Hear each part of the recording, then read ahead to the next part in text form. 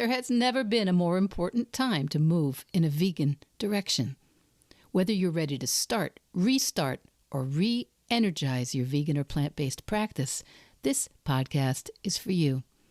I'm Michele Olander, life coach, vegan, ADHD matriarch, travel lover, and smoothie loather. And I know that it's the details that get in the way of your vegan journey. But I like to believe that the obstacle is always the way. So every week we meet here where I translate the tools of life coaching and Stoic philosophy. I bring you actionable tips, some laughs, interesting guests, and vegan ideas for everyone at any age. All to help you veg your best. Episode 280, Reintroducing Veg Your Best, Why Most Change Fails and What Actually Works for Vegans and Everyone Else.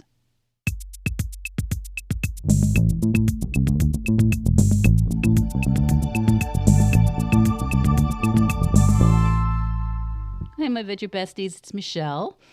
And if you're new here and you don't think you're one of my besties yet, okay, you're welcome, and we can take this relationship a little bit slower. And if you've been listening for years, or from time to time, welcome back. Either way, it's January 13th when this comes out, 2026, which means we are officially past Quitter's Day, 2026. Do you know that term, Quitter's Day?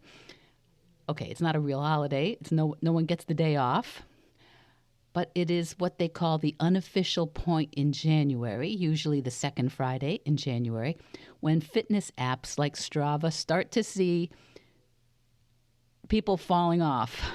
They start to see people quietly start to take one day off of their goals, begin to abandon the New Year's resolutions, and that fast out of the gate start many people have in the first week or two of a new year. And they fall off not because anyone is lazy and not because anyone doesn't really care, but because the excitement does kind of wear off. And the fantasy version of a future life starts to fade, gets a little vaguer, and suddenly change feels, well, honestly, like a lot of work. And the part that I think is important to remember is over time, it creates a lot of people who don't just quit their goals, they stop believing in the point of having goals. And they stop believing that they can change at all. So they stop talking about goals, they stop experimenting, they stop trying. And if that's you, even a little bit, I want you to keep listening, because how you go vegan is how you do everything. So whether your vegan journey is where you're struggling a little this January, or whether you've got that dialed in and there's some other part of life that you're a little stalled in, I want to tell you why I think Veg Your Best can be a little bit of help this year. Some of you know about me that I have a lot of grandkids, little ones, and you might be able to hear in my voice today, I have the first virus of 2026, and I've done pretty well in 2025, avoiding most of it, but all the grandkids are with us for the holidays, and I have been felled by one of them, and you can hear it in my voice. I'm not feeling too badly, but I don't sound great. But one of the best things about being around kids, no, it's not the viruses, but being around kids, whether they're your own or other people's or grandkids or students or kids in the neighborhood, is you get to see the world, at least briefly, through their eyes. Kids are convinced that life is going to be different when something happens, right? When they have a birthday, when they move up a grade, when they go to the next school, when they wear a costume or a sport uniform. And honestly, most adults aren't that different.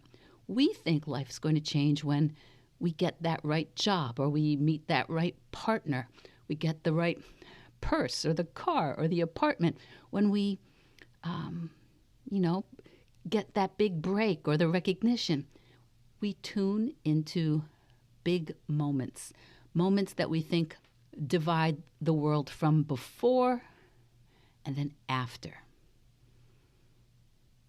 But at 66 and a half, and looking back on my life, very few things in my life changed in a single moment. There were some, but most things in my very unscientific N of one personal study was when I started to develop a new belief about what was possible for me. Not just a new idea, but a new belief. You know, it's almost like when you're young and you read a book and you hear a lyric on a song and you think, wait, what? Someone else thinks that way too?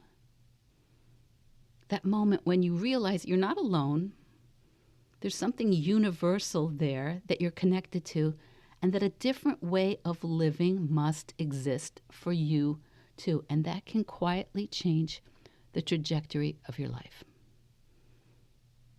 Because typically things don't change when out there changes, when the third dimension changes, when circumstances change. Things change when you start thinking differently. Now, there is research to back this up. There is science to back this up, and I love research. I really do. I like to share some of it here on the podcast periodically in small samples. But most of the research is done in very specific populations or with people who already had a lot going on for them. And that said, yeah, there is research from places like Stanford and Harvard and Princeton, if that makes it feel more real, more serious to you. But the thing is, you don't need a university to tell you this, I don't think. I think you've seen it. I think you've seen it in your life, in your family, in your workplace, among your friends. The big difference between people who are growing and people who are staying stuck is very, very, very seldom talent and opportunity. It's typically how they interpret challenges, what they think about goals, how they reframe setbacks. And that's a shift from thinking about your outcome and thinking about the process, being outcome-minded or being process-minded.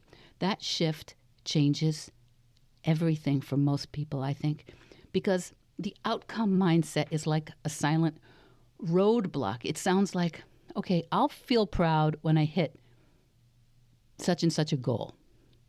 And if I can't do it perfectly, I mean, maybe it's not the right time. Maybe I shouldn't even bother with it right now. And if the results don't come pretty much from the beginning, is it really worth the effort? If you're outcome focused, you start tying your self-worth to the results. And honestly, most results do depend on timing and location and opportunity and money and health and other things you may not fully control. I know it can sound positive, being outcome-minded, thinking about what you want to happen. Yes, it's a good beginning, but it can kind of be a trap because the more you chase the outcome, the more pressure you start to feel. And the more pressure you feel, the more likely you are to procrastinate, quit early, avoid. Not because you lack the motivation, not because it isn't important to you, but because the fear of falling short starts to feel overwhelming. And the realization that your plan doesn't have too many tactics to support you when your idea meets real life, it can feel just like, I'm not ready. Yes, there is science and psychology has shown it again and again, but when stakes feel too high, the performance tends to drop for most people. Creativity tends to shrink. The persistence disappears. You freeze or you quit. And how you go vegan is how you do everything. If you start with that outcome and not a lot of process mindset, you end up blaming yourself and feeling disconnected from your ability to meet your goals. So that's the outcome mindset. But the process mindset works differently. Instead of obsessing over the finish line, you focus on the system that gets you to the finish line. The habit, the practice, the reps. It sounds more like, I'm here to get 1% better today, or this step matters, even if it's small, or if I stay consistent, the results will take care of themselves. And when you think this way, you can try it. You can try it for yourself for free anytime. But when you think this way, the pressure starts to ease a little bit, and progress feels more achievable. And you stop measuring yourself by external measurements, by ideas of where you should be, and you start rewarding yourself for showing up and for learning and improving and taking action in real time in the real world. And that is what creates momentum. And momentum creates transformation. Now, why does that matter for veganism? Well, it matters for veganism and anything else that you're trying to do. And that's where the name Vedge Your Best comes in some ways. In some ways, the title of the podcast maybe wasn't great. Maybe it isn't great for searchability online. Maybe when you see it, you don't really know what it means if you come across it in the Apple or any other podcast platform. And certainly no one is too sure how to spell veg. Is there a D in there? Some vegans, I think, even think that it means I'm supporting some sort of moral relativism. Who knows? It hasn't been a perfect title. There has been some pushback. But over 5.5 years, I just decided to make it work. I thought about changing it endless times, but I kind of decided, no title is going to be perfect. So maybe I just need to practice showing up week after week to make this one work. And that's a word I use all the time. I almost insist on using it, the word practice. A vegan practice, a plant-based practice, a creative practice, a fitness or a health practice, an educational or intellectual practice. And people, vegans and non-vegans, will often say, yeah, but honestly, aren't you either vegan or not vegan? Sure, you can look at it that way. You can look at it that way, all or nothing. And if it genuinely helps you to live closer to the life you want, great. And if it gets you excited about waking up in the morning and inventing your future, fantastic. But honestly, I don't see it working for most people most of the time. What I see is that all or nothing thinking often creates fear and secrecy and burnout. And neurologically speaking, when you focus on the process instead of the outcome, you get dopamine throughout the day from every action that's in alignment with what you're trying to do. From the journey, you get rewarded by the journey and not just the destination, which can't happen twice a day or 5 times a day. Your brain will start to reward any actions you take themselves. Motivation becomes a little bit steadier and less fragile when you're high-fiving yourself throughout the day for all the little things that you accomplished or what you learned from what didn't work. When you focus on process, you reduce the mental friction, because when perfectionism and urgency disappear, your nervous system can just calm down and just be more solution-oriented. You get to think a little more clearly. And you come up with all those tactics that will work in the real world when other people and situations aren't exactly cooperative. You get to learn flexibility. You get to learn faster in the real world. And when you focus on process instead of the outcome, you also get to build an identity instead of a sense of being insecure, of not measuring up to what you want. You get to build the identity of showing up. You become someone who's actually here, making the choices.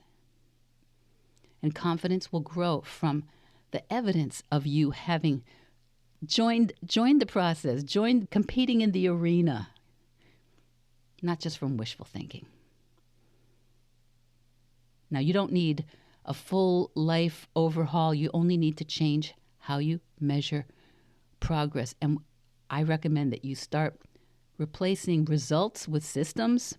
Instead of saying, I got to be a perfect level 5 vegan next week, I'm going to focus on asking for what's available, asking if they can leave the dairy out or put it on the side. I will bring my own lunch sometimes. I will suggest something I could bring.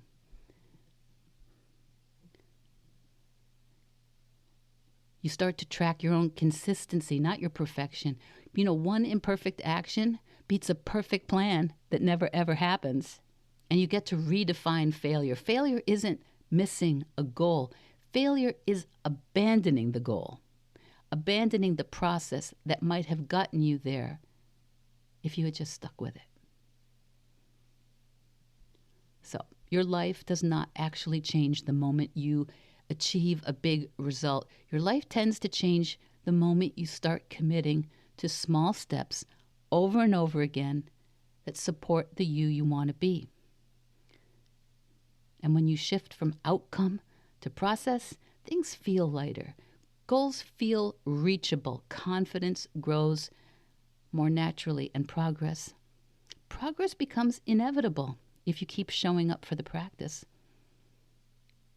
So that's the mindset shift that I want you to think about when you tune into this podcast or when you work with me, the Vedge Your Best podcast. Not because it's dramatic, but because it changes how you live every single day. So at the beginning of 2026, that's what I wanted to reintroduce about who I am and how I coach and what Vedge Your Best is all about. If you're new, if you're starting again, if someone sent you this podcast in a link, I hope you're in the right place. I hope you're just here to veg your best. Vedge Your Best podcast production, music, and editing by Charlie Weinshank. Thanks, Charlie. Before you go, it would mean so much to me and the Vedge Your Best team if you would hit subscribe, leave us a 5-star review, or share with someone you think might be interested.